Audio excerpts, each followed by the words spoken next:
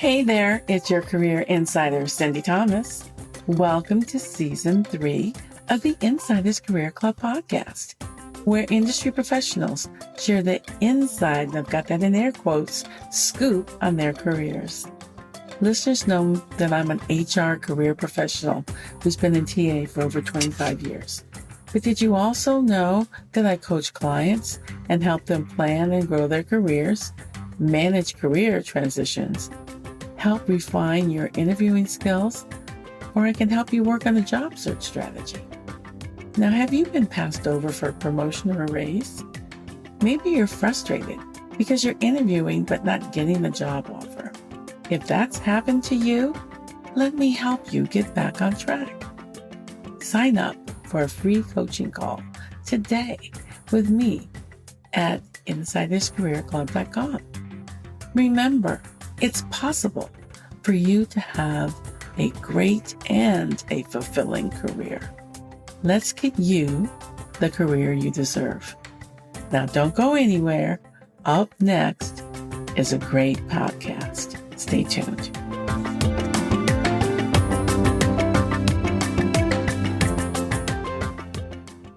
Christian Espinosa is the founder and CEO of Alpine Security, a white hat hacker, a certified high-performance coach, a professor, lover of heavy metal music and spicy food.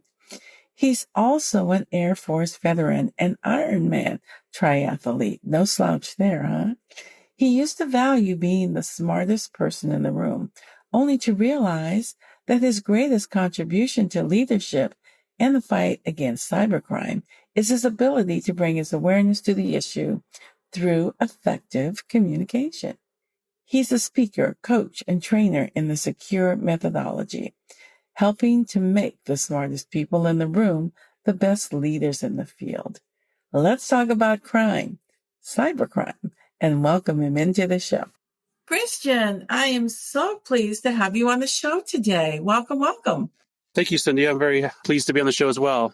Wonderful. Well, I know you've got some great information to share with us. So let's just start off with a little bit about yourself. Tell us where you grew up. I grew up in Riverside, California until I was 12. That's like a suburb of LA, basically. Yeah, I've heard of it. I'm in California.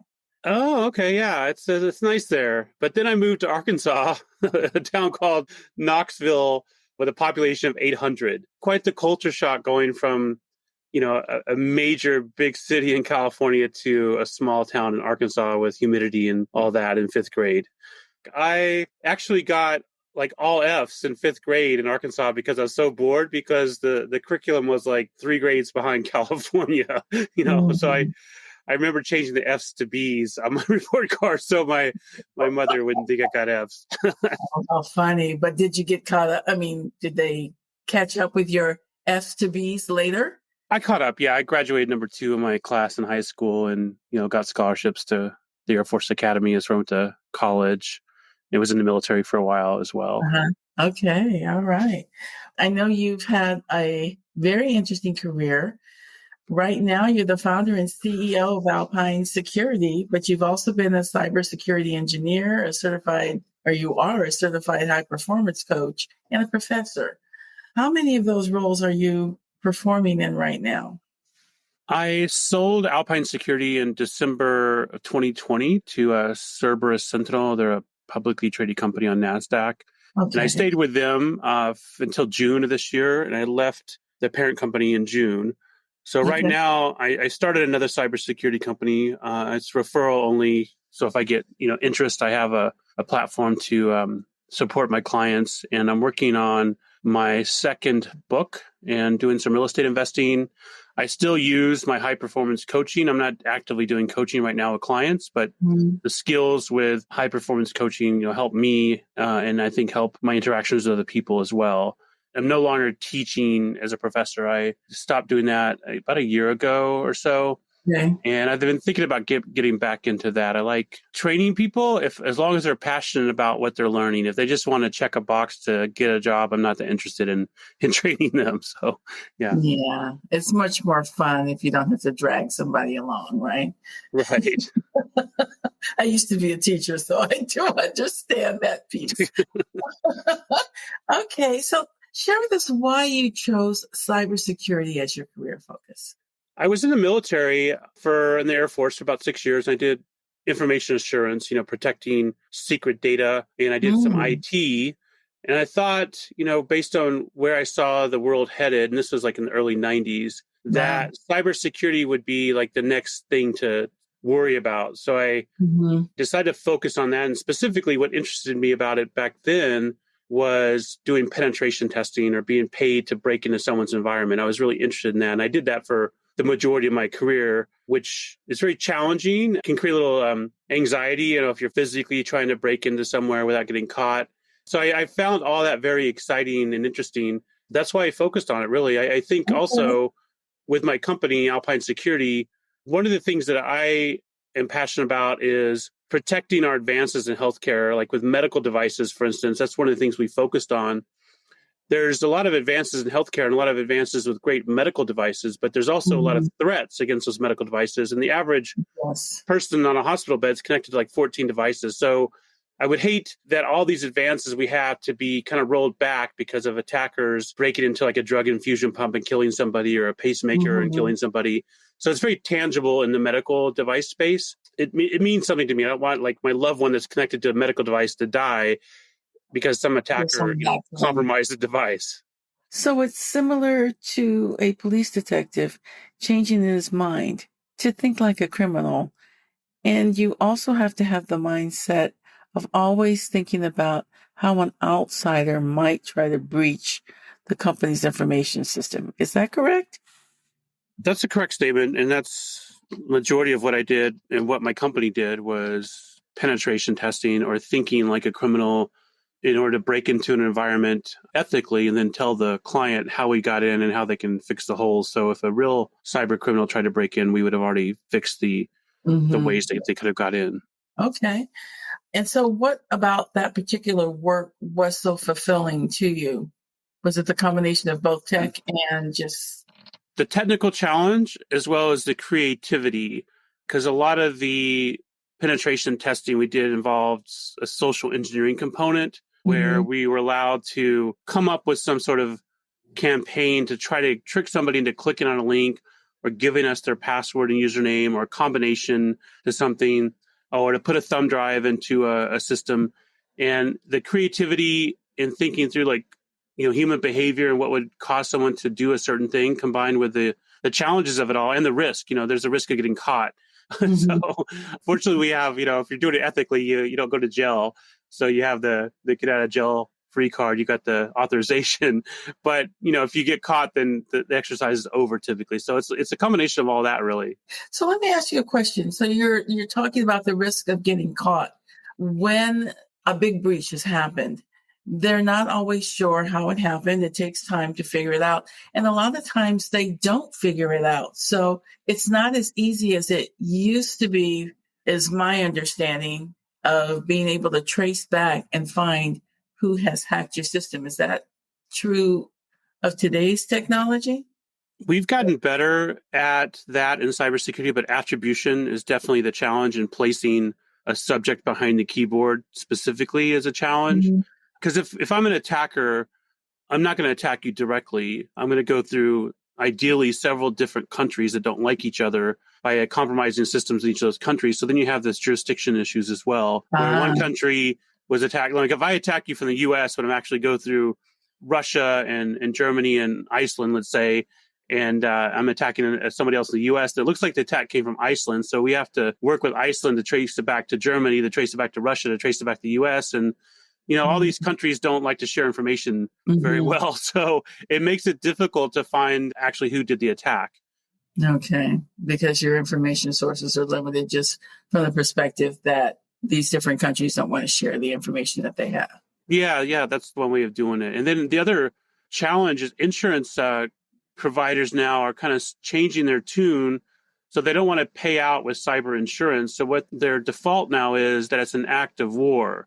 And the way they claim that is if you're in the US and someone from Russia does a cyber attack against you, then they're going to claim that that's an act of war and they don't have to pay out the insurance. So it's up to you to basically counter what the insurance company is saying and find out that the attack actually came from someone next door in the US. So there's a lot of different things going on today to make this much more challenging. Mm-hmm. So the burden of proof ends up being on the client rather than the company that's insuring them. Right. Because, of course, insurance providers don't want to pay if they don't have Of to. course they're not. They're unscrupulous that way. They just want to collect your money. So if someone was listening to you and they said to themselves, that kind of sounds like something I might want to do, what are the personal attributes or talents that someone needs to be able to do well in a cybersecurity role? And what kinds of roles are there? Because I know there's more than just a cybersecurity engineer. There's got to be different levels, right? There's a lot of different roles in cybersecurity. And I typically tell people to understand their personality. You can go to like 16personalities.com and get an idea of what your personality type is like. Because if you want to do penetration testing, that requires consistent learning, consistent persistence, often banging your head against the wall 999 times, and the 1,000th time you get into the environment. It requires a certain type of mindset. Mm-hmm. And that's just one thing in cybersecurity. There's also digital forensics, where you actually track down the cyber criminal and help the FBI and different government agencies. There's also auditing, which is a different personality type, where you don't have to necessarily be as technical, but you have to have a compliance type of mindset, color in the lines. With penetration testing, we don't want to color in the lines. So there's a lot of options, and it depends on your personality. And I think it's important to make sure that you understand your personality and you align your career path with your strengths and play to what you're naturally good at. Yeah, I think that's true for most things. And either people don't know themselves well, or they just don't recognize where they have talent. And if they're talented, sometimes they just don't feel that whatever particular talent that they have is valued because it's easy for them. That's where they need the help of a coach, right? And yeah, that's a very good point. We often think, oh, this is so easy for me that no one's going to value this, but what might be easy for you may not be easy for somebody else. So it's definitely valued. Yes. Exactly. Yeah. You have to be able to see the value that you can bring. When you think over your career, is there an instance that you would say was a career defining moment for you? There's been a lot of career defining moments. I would say one of the major instances is when I was working as a vice president for a cybersecurity company, a commercial cybersecurity company. Mm-hmm. And I had this consistent run-in with the CEO where we headbutt a lot and had some disagreements on things. And it caused a lot of anxiety for me and a lot of dread doing the job. And I just felt misaligned and incongruent. So I ended up quitting that job without having another job lined up. It got to the point where I thought my mental sanity and my emotional stability are worth more than any amount of money they would have paid me. But that was a defining moment, because when I quit that job, it was the first time I quit a job without having another 9 to 5 job lined up. And what I decided to do was focus on freelance work and leverage my contacts. So it was sort of like the stepping stone for me to, with a kick in the butt, go do what I really wanted to do, which was freelance work. I did that for about 5 years, and then I started my company, Alpine Security. So that was that moment that kind of pushed me in the direction I always really wanted to go, I think, at a subconscious level. Yeah. And sometimes you just need either the kick in the butt or something pushes you towards that. And I do feel most times that individuals we're not catching the signals that the universe is sending us that is trying to make us change a job, before we get to that point where we're going to quit. Something happens and we don't look at it 360 to see what might be the opportunity in that challenge at that time. And you realize it later, like you do, and I have my own, where you look back and you go, oh, that really was a blessing in that. Right. It doesn't feel like a blessing. Yeah.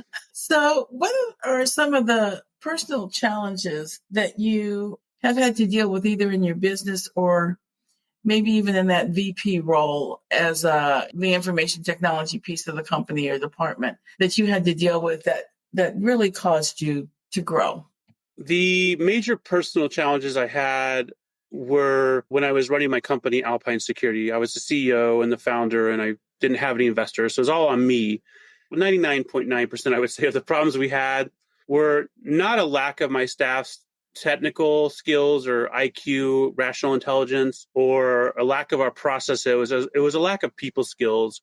Mm-hmm. And my staff was making clients not feel understood or not feel appreciated, communicating over their heads, not collaborating well internally for fear of being ridiculed. So there's a lot of things like that going on. And it really made me shift the focus of my company from just technical, hiring people for just their technical aptitude, to implementing people skills and EQ, emotional intelligence. So I worked for many years in my company to develop that with my already super high IQ staff. And I ended up writing my book about that journey, The Smartest Person in the Room, which is about what worked in my company to bring people with a high IQ to add that EQ or emotional intelligence to their already high IQ. Because I think a lot of people in industries like cybersecurity are brilliant, but we sort of accepted the fact that it's okay, or we tolerated that they don't have any people skills. But I believe that's really holding us back and holding them back. There's a glass ceiling over the industry and over the people that don't develop the people skills. How did you turn that around for your team? What kinds of things did you do with them?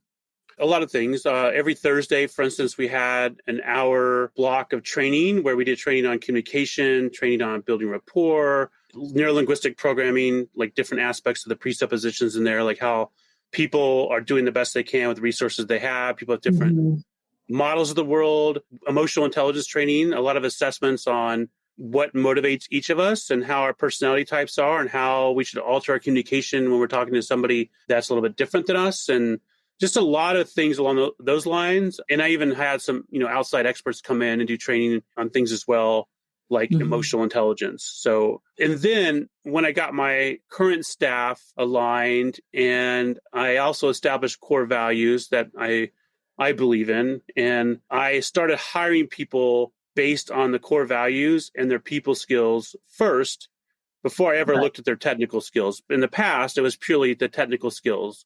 Right. That's the best way to do it. I didn't start out that way.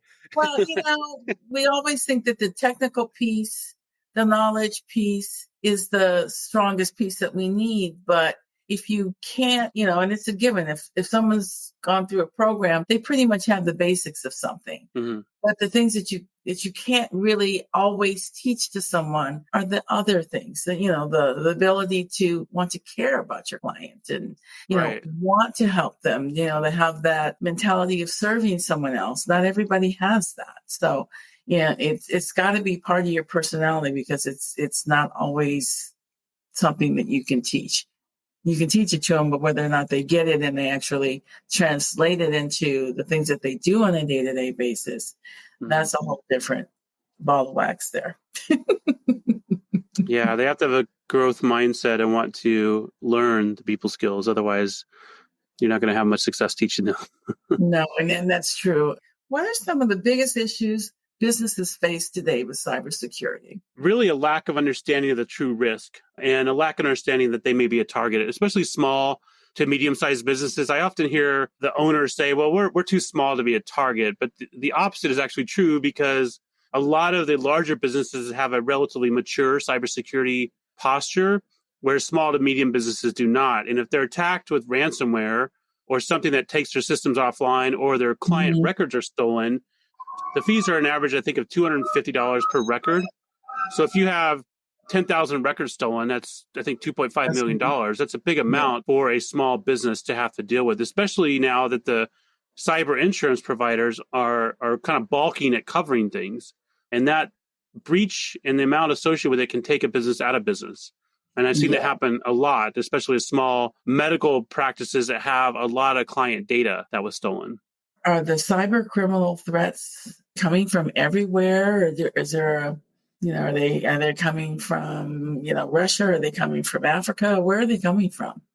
They're coming from a lot of different places. I mean, we could probably narrow it down to like China, is interested in stealing our intellectual property, getting into government secrets. North Korea as well. Russia is more interested, criminals from Russia and other countries are more interested in cybercrime to make money, because a lot of the traditional criminals have now gone to cybercrime because they're no longer limited to their neighborhood. They can do it across the world. And the likelihood of getting caught is a lot less than, traditional crime. Let's switch over to when you were working with technical leaders. How did you help them improve their leadership skills with your secure methodology program? I wrote the secure methodology program at 7 steps, really overarching steps. I focused that on technical leaders because I think they all face similar challenges to what I faced in my organization. And the awareness and the tools, I think, are important. A lot of us are promoted to a leadership position and just magically we're supposed to know how to lead people. And that doesn't happen. If you're a great technician, it doesn't mean you're going to be a great leader. So I've tried to provide a framework to help people in the technical leadership roles get better at leading themselves. Because I think leadership starts with self-leadership, and then get better at leading their team. And that's what those 7 steps are. And each step in my book, I have a couple different activities to make them tangible. Okay. Let's switch back to the onesie twosie personal level. What can individuals on a personal level do to ensure they're not falling victim to cybercrime? The number one thing they can do is enable multi-factor authentication on everything. So that means, if you log on to something, it asks you either via text message or an authenticator app for a second form of authentication. That way, if the cyber criminal takes your password or steals your password, they still can't get into your system without having your phone as well. So I think that is number one. The second thing is to patch all your systems and your applications on a routine basis. Don't wait and keep postponing patches, because a patch typically fixes a vulnerability. If there's no vulnerability, are there less vulnerabilities, it's less likely a criminal will get in. That combined with the multi-factor authentication will greatly enhance people's security. Okay, thank you. But if someone wanted to learn more about getting into cybersecurity, where would you advise they go to learn more? There's some free resources on like cybrary.it. There's some free classes. I think it's good to get an overview.